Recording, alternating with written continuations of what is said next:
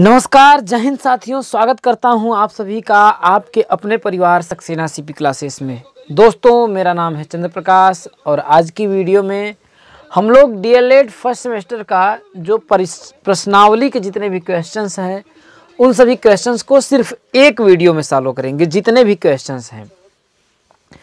तो दोस्तों, शुरुआत करने से पहले यदि आप हमारे चैनल पे नए होंगे तो चैनल को सब्सक्राइब कर लीजिएगा। वीडियो लास्ट तक देखिएगा क्योंकि यहाँ से एक दो प्रश्न आपकी परीक्षाओं में पूछा जाएगा। तो चलिए ज़्यादा ना बात करते हुए हम लोग शुरुआत करते हैं।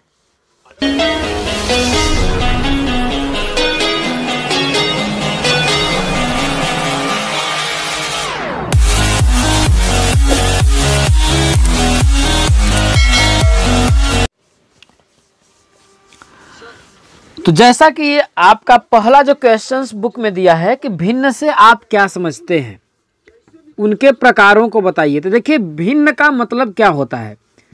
देखिए, भिन्न का जो मतलब और तात्पर्य होता है बांटना होता है। क्या होता है आपका? बांटना होता है, ठीक है। और भिन्न की जो परिभाषा आपका होता है उसके बारे में तो हम आपको बता चुके हैं कि ऐसी संख्या जिसे p बटा q के रूप में लिखा जाए और q का मान 0 हो सकता है उसे भिन्न कहते हैं। और q का मान यदि q का मान क्या हो, 0 ना हो, तो उसे क्या बोलते हैं? परिमेय संख्या बोलते हैं। क्या बोलते हैं? परिमेय संख्या बोलते हैं। तो भिन्न का मतलब हमने बताया। देखिए, यहाँ पर परिभाषा है लेकिन भिन्न का तात्पर्य क्या होता है, यहाँ पर ये बात बोला है। तो भिन्न का जो मतलब होता है बांटना। बांटने का मतलब ये है, जैसे 1 रुपये है, ठीक है, अब समझिएगा, 1 रुपये है। अब हमें इसको 4 लोगों में बराबर बराबर रूप से बांटना है। क्या है? 4 लोगों में बांटना है। तो एक व्यक्ति का भाग कितना होगा? बातें समझ में आई? कि जैसे देखिए कि 1 रुपये है, 4 लोगों में बराबर बराबर रूप से बांटना है, तो एक व्यक्ति का भाग कितना होगा? तो हम लिख देंगे, मतलब एक व्यक्ति का भाग का मतलब यहाँ पर हिस्सा से है। किस चीज से है? हिस्सा से है। तो 1/4 होगा। इसका मतलब क्या होगा? 0.25 इतना पैसा होगा। तो ऐसे ही अगर मैं इसको, देखिए 1 रुपये मेरे पास था, तो ऐसे ही देखिए 1/4, 1/4 और 1/4। तो टोटल आपका कितना हो जाएगा? अगर इसको आप जोड़ेंगे तो 1 रुपये आएगा। या फिर जैसे हमको कहा जाए कि 4 रुपये हमारे पास है और उसको 4 लोगों में बराबर बराबर रूप से बांटना है। बराबर बराबर रूप से बांटना है, तो एक व्यक्ति का हिस्सा कितना होगा? तो हम बोलेंगे, देखिए 4 है तो इसका भाग दे देंगे तो आएगा कितना आपका? 1 रुपये। तो 1 रुपये 4 लोगों में 1 + 1 + 1 आपका हुआ ना 4 रुपये। तो समझ में आया? भिन्न का मतलब क्या होता है? बांटना। तो और देखिए, हर एक हिस्से को बराबर बराबर रूप से बांटना। जैसे अगर मेरे पास 5 रुपये है, अगर हम 6 लोगों में बांटेंगे तो 5/6, 5/6, 5/6 ऐसे करके लिखेंगे। तो जो भी हिस्सा होगा सबका क्या होगा? आपका बराबर बराबर होगा। ये बातें आपको समझ में आ गई होंगी। इसके आगे बोल रहा है कि भिन्नों के विभिन्न प्रकारों को उदाहरण सहित समझाइए। तो हम आपको, ये जो आपका क्लास है, ये क्लास आपका 10th है और ये जो चैप्टर है आपका, ये इस चैप्टर का ये पार्ट 3रा है, 3rd है। तो इसमें आपको देखिए प्रकारों को जो बताया है हमने पहले वीडियो में फर्स्ट में बता दिया है, ठीक है। तो आपका जो सेकेंड क्वेश्चन है बोल रहा है दोस्तों कि भिन्नात्मक संख्याओं पर संक्रियाएं समझाइए। तो भिन्नात्मक संख्याओं पर संक्रियाओं को हम सेकेंड पार्ट में अच्छी तरह से बता दिए हैं। भिन्नात्मकों का जोड़, घटाना, गुणा, भाग जो भी है उन सब चीज़ों को हम आपका बता चुके हैं। और हम लोग अब अगले टॉपिक और अगले क्वेश्चन से बढ़ते हैं। क्वेश्चन नंबर है कि निम्नलिखित भिन्नों का गुणा कीजिए। पहला जो क्वेश्चन है क्रियात्मक प्रश्न कि भिन्नों का क्या करना है? आपको गुणा करना है। क्या करना है? गुणा करना है। पहला आपका क्वेश्चन ये है 2/3 गुणुत्ते 2/3। तो हमने आपको बताया है कि गुणा में, भिन्नों के गुणा में अंश का अंश में गुणा हो जाता है और हर का हर में गुणा हो जाता है। तो 2 का 2 में जब हम गुणा करेंगे तो आपका आएगा 4 और 3 का 3 में गुणा करेंगे तो होगा 9। तो यही क्या हो जाएगा आपका उत्तर आंसर हो जाएगा। ठीक है,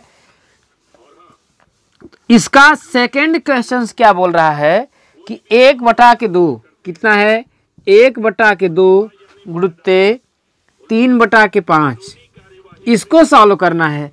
तो अंश का अंश में गुणा, मतलब ऊपर वाली संख्या को ऊपर वाली संख्या में गुणा, नीचे वाली संख्या का नीचे वाली संख्या में हम जब गुणा करेंगे तो 3 का 1 में गुणा करेंगे तो 3 होगा और 5 का 2 में गुणा करेंगे तो 10 होगा।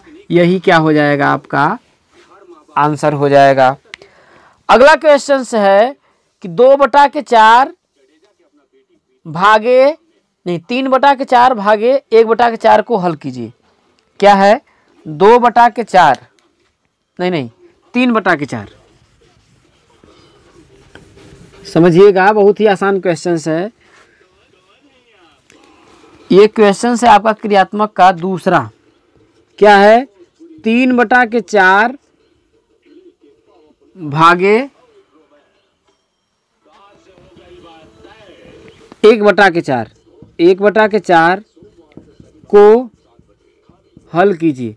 देखिए यहाँ पर आपका कन्फ्यूजन है, यहाँ पर चिन्ह में थोड़ा सा प्रॉब्लम है। यहाँ पर भाग भी और प्लस दोनों में कन्फ्यूजन है क्योंकि क्लियर दिख नहीं रहा है बुक में। ठीक है, तो इसको भाग और हम प्लस दोनों को मान करके पहले हम लोग मान लेते हैं यहाँ पर भाग दिया है। तो भाग में हमने आपको क्या बताया था कि यहाँ जो भाग होता है जब ये गुणा में चेंज होता है तो ये 4 अंश में हो जाता है और 1 हर में हो जाता है। तो 4 से आपका कट जाएगा तो आएगा आपका यहाँ पर 1 बचा। तो 3 का जब 1 में गुणा करेंगे तो 3 आएगा और 1 का 1 में गुणा करेंगे 3/1, इसका मतलब 3 आपका आंसर हो गया। और यहाँ पर जब हम प्लस मान लेंगे, क्योंकि यहाँ पर देखिए चिन्हों में बुक में जो दिया है हमको कन्फ्यूजन है, तो यहाँ पर दोनों तरीके से हम बता देते हैं। अगर प्लस होगा तो तब हम कैसे सॉल्व करेंगे इसको। तो देखिए इन दोनों का हर क्या है आपका समान है। हर क्या है, जब समान है तो हर को हम क्या करेंगे एक बार लिख लेंगे और ऊपर की संख्या क्या है 3, इसके बीच में किस चीज़ का चिन्ह है प्लस का और 1। तो 3 में हम जब 1 जोड़ेंगे तो आपका आएगा कितना 4 और नीचे क्या है आपका 4। जब 4 में आप 4 का भाग देंगे तो आएगा कितना 1। तो यही 1 क्या होगा आपका आंसर हो जाएगा, उत्तर हो जाएगा। ये समझ में आपको आया होगा। अगला क्वेश्चन आप में क्या पूछ रहा है कि निम्न भिन्नों को छोटे से बड़े क्रम में लिखिए। ये क्वेश्चन नंबर 3 है और ऐसा क्वेश्चन हर बार लगभग परीक्षाओं में पूछा ही जाता है। शायद छूट जाए तो छूट जाए, नहीं ऐसा क्वेश्चन पूछा जाता है। आपका भिन्न दिया है आपका 1/5 कॉमा 3/5 कॉमा 2/5 कॉमा 4/5। आपको क्या बोल रहा है छोटे से बड़े क्रम। यहाँ पर आपका बोला है छोटे से बड़े क्रम। तो इसका मतलब क्या है कि ये आरोही क्रम कह रहा है। किस क्रम में? आरोही क्रम में। तो छोटे से बड़े क्रम, छोटे से बड़े क्रम में लिखने के लिए देखिए सबसे पहले हम देखेंगे कि सबका हर क्या बराबर है। तो हाँ, सबका हर क्या है बराबर है। तब आप ये बताइए 1 को 5 भाग में बांटेंगे तो सबसे छोटा होगा या 3 को 5 भाग में बांटेंगे। जैसे मेरे पास 1 रुपये है, हम 5 लोगों को देंगे तो कम पैसा मिलेगा, सबसे कम पैसा मिलेगा कि 2 को हम 5 लोगों में बांटेंगे। देखिए 1 को 5 लोगों में बांटेंगे तो कम पैसा मिलेगा और 2 को 5 लोगों में बांटेंगे तो 1 से थोड़ा ज़्यादा एक व्यक्ति को मिलेगा। मेरे कहने का मतलब ये है कि मेरे पास अगर 1 रुपये है, अगर मैं 5 लोगों में बांटूंगा तो ये 20 पैसा लोगों को मिलेगा, यही मिलेगा ना। लेकिन अगर मेरे पास 2 रुपये है, क्या है 2 रुपये है, अगर मैं 5 लोगों में बांटूंगा तो हर एक लोग को कितने मिलेगा 40 पैसा मिलेगा। भाई 40 ही पैसा तो मिलेगा, 40 पैसा मिलेगा। तो 20 पैसा छोटा है या 40 पैसा छोटा है? तो 20 पैसा छोटा है। तो सबसे छोटी संख्या क्या होगी आपका 1/20। कहने का मतलब अगर हर देखिए बराबर है तो अंश में जो संख्या सबसे छोटी होगी वही क्या होगी, सबसे छोटी संख्या होगी। तो क्या होगा आपका, देखिए सबसे छोटी संख्या 1/5 होगी। अब इसको आप कट कर लेंगे, कोई दिक्कत। अब इन सब में देखिए सबसे अंश में सबसे छोटी संख्या कौन सी है, तो 2 है, तो आपका हो जाएगा 2/5। अब भाई इसको भी खत्म हो गया आपका। अब आपका बचा 3/5 और 4/5 में छोटा कौन है, तो अंश में देखिए, क्योंकि देखिए हर दोनों का बराबर है, तो अंश में जो संख्या छोटी होगी वही छोटी होगी। तो देखिए 3 छोटा है ना, तो हो गया आपका 3/5। इसके बाद आपका क्या बचा, 4/5। तो यही क्या हो गया, छोटा से बड़ा क्रम या आरोही क्रम।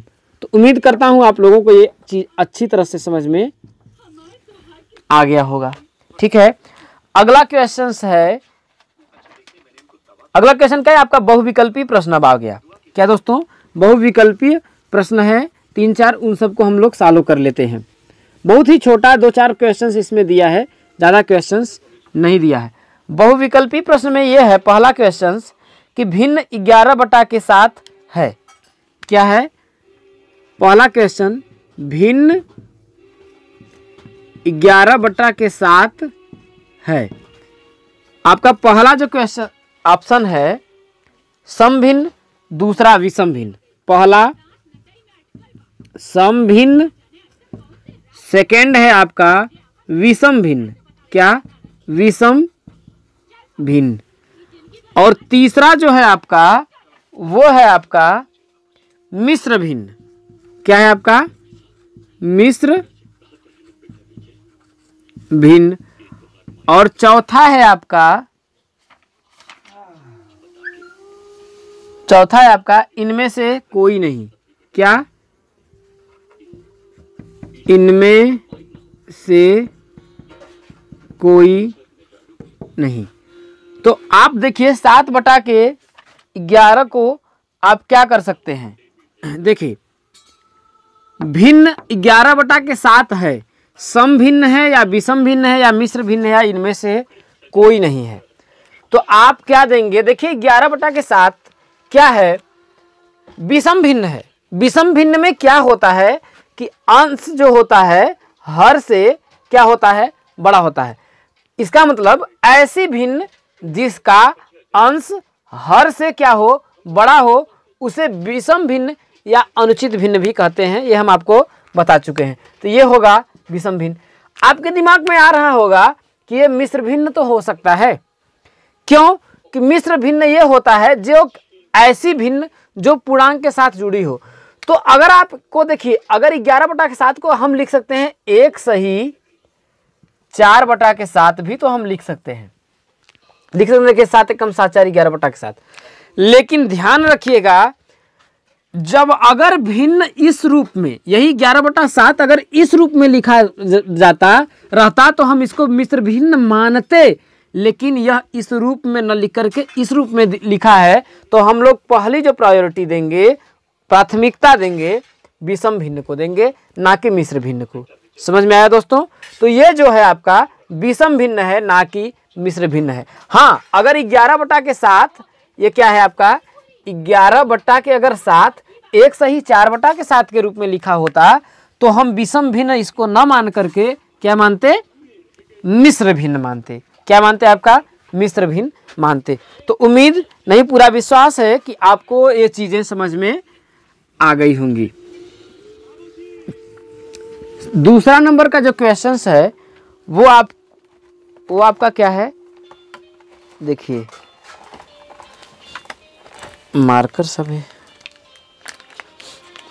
देखिए दूसरा नंबर क्वेश्चन दिया है भिन्न 8/9 है। क्या है, दूसरा क्वेश्चन है आपका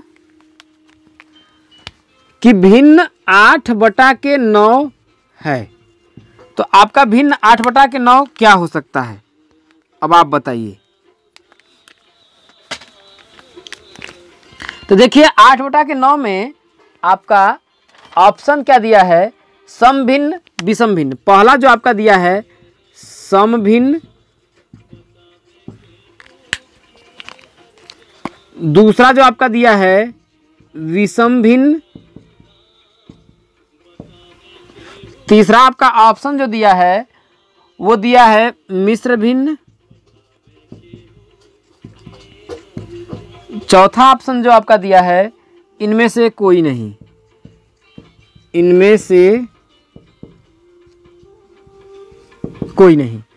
तो देखिए 8/9। अब इसमें देखिए अंश क्या है, हर से क्या है आपका छोटा है। क्या है, अंश जो है हर से क्या है आपका छोटा है। तो ये क्या है, समभिन्न या इसे उचित भिन्न भी कहते हैं। कहने का मतलब ये है इसका कि अंश जो है हर से अगर छोटा है, इसका मतलब जैसे अगर आपका पूर्णांक अगर 25 है तो आप इसमें 26 नंबर नहीं पा सकते, कि पा सकते हैं, या तो 25 में 25 पाएंगे या तो 25 में 24 पाएंगे। ये है। तो हमने बताया कि अंश क्या हो आपका छोटा हो और हर क्या हो बड़ा हो, तो उसे उचित या समभिन्न कहते हैं। अच्छी तरह से बचा चुके हैं। तो ये समभिन्न हो गया। और ध्यान रखिएगा कि जब अंश क्या हो, एक चीज मैं आपको यहां पर और एक क्लियर कर देना चाहता हूं कि यदि अंश क्या हो, अंश जब हर से, ये अंश क्या हो जब छोटा हो, छोटा हो तो जो भिन्न का जो मान होता है वो हमेशा 1 से क्या होता है दोस्तों, छोटा होता है। क्या होता है, 1 से छोटा होता है।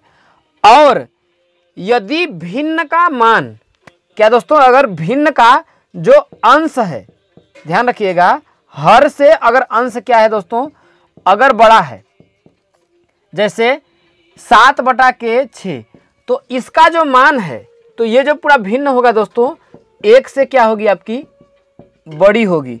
इन सब चीज़ों को हम आपको नहीं बताए थे, आज आपको बता दे रहे हैं दोस्तों। तो ये आपका सेकंड था।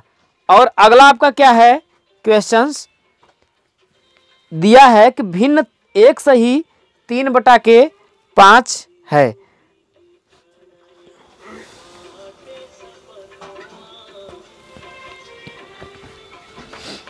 भिन्न 1 सही 3/5 है। देखिए बहुत ही आसान आसान क्वेश्चंस आपका दिया है। क्वेश्चन नंबर 3 आपका दिया है कि भिन्न 1 सही 3/5 है। ऑप्शन दिया है आपका 3/5, ब जो आपका दिया है 8/5, स जो आपका दिया है 4/5 और द जो आपका दिया है 9/5। तो इसमें आपका क्या होगा, तो ध्यान रखिए। देखिए आपका ये क्या है, मिश्र भिन्न है। तो हमने आपको बताया होगा 1 सही अगर 3/5 है तो इस 5 का इस 1 में गुणा किया जाता है।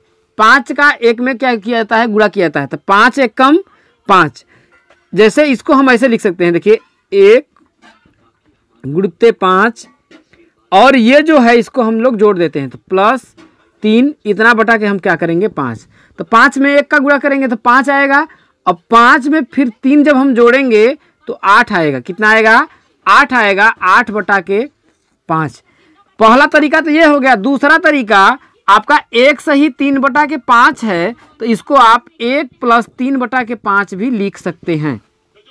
ठीक, तो 5 का फिर आप 1 में गुणा कर लीजिए, तो 5 1 कम 5 प्लस इस भाई हर में कुछ नहीं तो 1 मान लेंगे, फिर 3 का 1 में गुणा करेंगे 3/5, तो 5 और 3 8/5। ऐसे भी आप सॉल्व कर सकते हैं। तो इसमें आपका कौन सा हो जाएगा, ये आपका ऑप्शन सही हो जाएगा 8/5।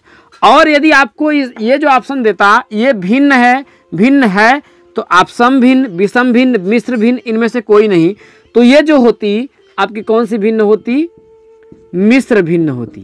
कौन सी भिन्न होती, मिश्र भिन्न। क्योंकि देखिए इसको सही के रूप में क्या है, भिन्न के साथ पूर्णांक संख्याएं क्या हुई आपकी जुड़ी हुई हैं। तो लास्ट जो आपका क्वेश्चंस है वो क्वेश्चंस आपका उसको देखिए।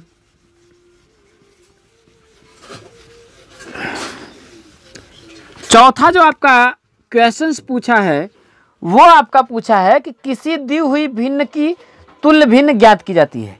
क्या, किसी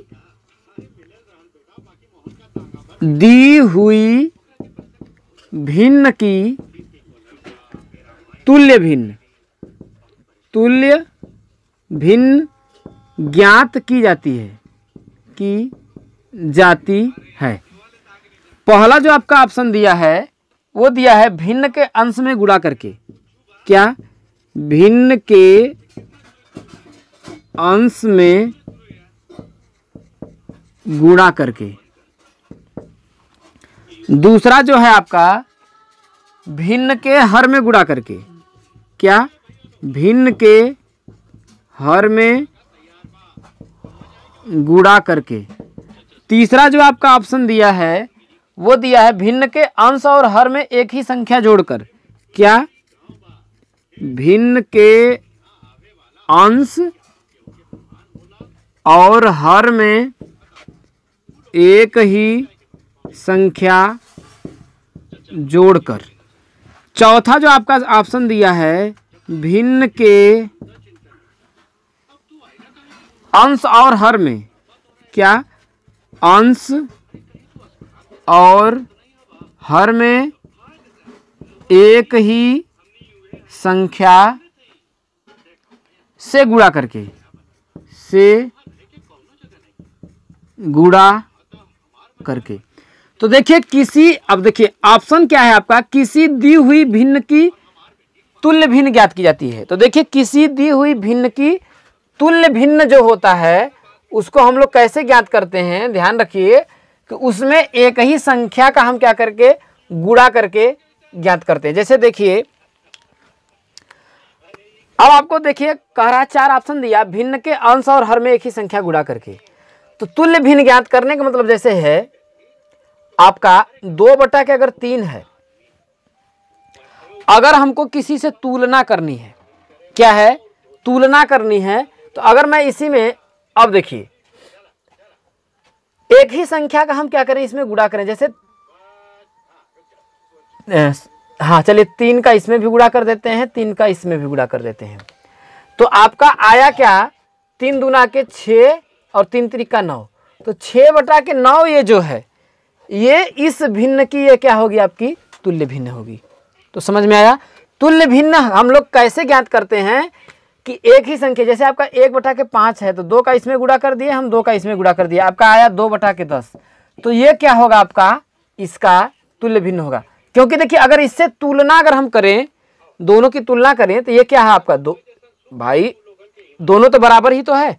चाहे देखिए 1/5 लिखें या फिर हम इसको 3/15 लिखें, तो बात दोनों में क्या है, बस तुलना की जा रही है ना भाई। इसका इतनी गुना है भाई, अगर इसको लिख सकते हैं ना 3 × 1, और यहाँ पर हम लिख सकते हैं 3 × 1/5, तो 3 का ही गुणा किया गया। तो समझ में आया दोस्तों कि किसी दी हुई भिन्न में तुल्य भिन्न ज्ञात की जाती है। इसका मतलब भिन्न के अंश और हर में एक ही संख्या से गुणा करके तुल्य भिन्न ज्ञात की जाती है। तो ये जो आपका चैप्टर है 3 भिन्न की संकल्पना और गणितीय संक्रियाएं, ये आपका समाप्त होता है। और उम्मीद करता हूं कि हमारे द्वारा बताए गए जितने भी क्वेश्चंस हैं आपको अच्छे तरह से समझ में आए होंगे। और यदि आपको अच्छे तरह से समझ में आए तो वीडियो को लाइक करिए और ज़्यादा से ज़्यादा अपने दोस्तों तक इस वीडियो को पहुंचाने का प्रयास कीजिए। और जो आपके चैप्टर हैं हम लोग अगले वीडियो में सॉल्व करेंगे अच्छे से। तो उम्मीद करता हूं आप लोगों की पढ़ाई बहुत अच्छी चल रही होगी। तो यहीं पर हम वीडियो की समाप्ति करते हैं। जय हिंद, वंदे मातरम।